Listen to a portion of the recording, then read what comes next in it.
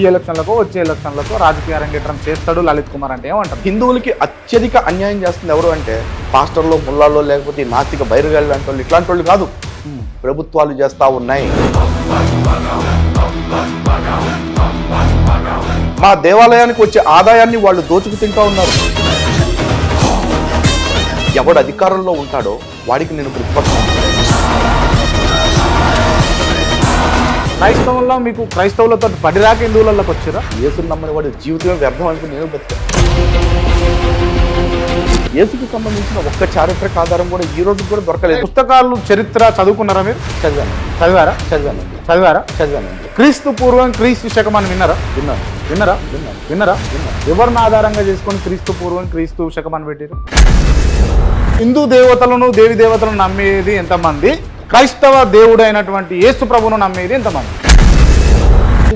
మీరు అడగాలనుకున్న ఉద్దేశం నాకు క్లారిటీగా ఉంది. అంటే ఎక్కువ మంది నమ్మేవాళ్ళు నిజమైన దేవుడు అని ఉద్దేశం. అంటే ఎక్కువ మంది నమ్మేటోళ్ళు అందరూ పిచ్చోళ్ళ? ప్రాణం పోతున్నా సరే ఇచ్చిన మాట తప్పకూడదు. ఇది రామాయణం నేర్పుతున్న విలువ. రామాయణం మాత్రమే నేర్పుతున్న విలువ.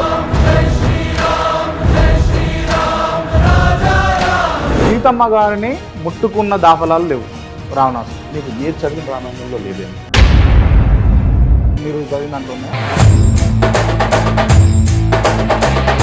సీతమ్మ తల్లిని జుట్టు పట్టుకుని తీసుకువెళ్ళాడు రావణాసు.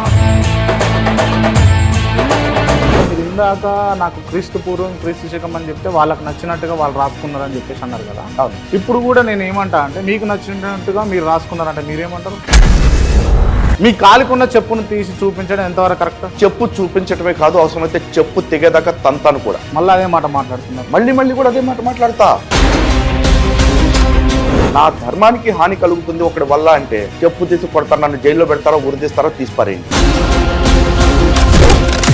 ధర్మాలల్లా, శాస్త్రాలల్లా, వేదాలల్లా ఎక్కడ రాసి ఉన్నది బైరి నరేష్ అట్లాంటి వ్యక్తులను చెప్పులతో కొట్టాలని చెప్పేసి?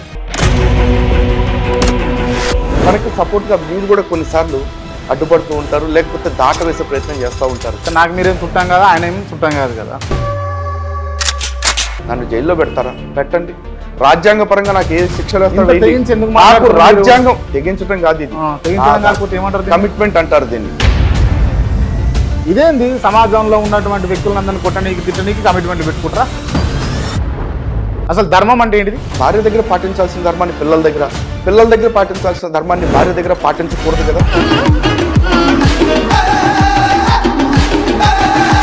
మీరు నమ్మిన ధర్మాన్నో లేకపోతే ఇంకోటో తిడితే చెప్పుతో కొడతా, తంతా, వీలైతే ఇంకేమైనా చేస్తే జైల్లో కూడా పోతానన్నారు కదా. ఓకే, అటెంప్ట్ మర్డర్ చేసి మీరు జైలుకి పోయి బాధపడేది ఎవరు? నాలాంటి వాళ్ళు నా కుటుంబం బాధపడుతుందేమో అని ఆలోచించుకుంటే సమాజం ఏమైపోతుంది? మీరు క్షణికావేశంలో కొన్ని కొట్టి జైలుకి పోయి భార్యను, పిల్లను, తల్లిని, తండ్రిని చక్కగా చూసుకోలేని లలిత్ కుమారు సమాజాన్ని ఏం కాపాడినట్టు? నాకు క్షణికావేశం లేదు, ఏది చేసినా పూర్తి స్పృహలో. పర్సనల్గా చూస్తే మీకు రాజకీయ ఎజెండాలు కూడా లేవు. ఇదంతా అవసరమా మరి మీకు? బియాండ్ ద పొలిటికల్ ఎజెండా నేను వర్క్ చేస్తూ ఉన్నాను. నాకు ధర్మం మాత్రమే ఇంపార్టెంట్.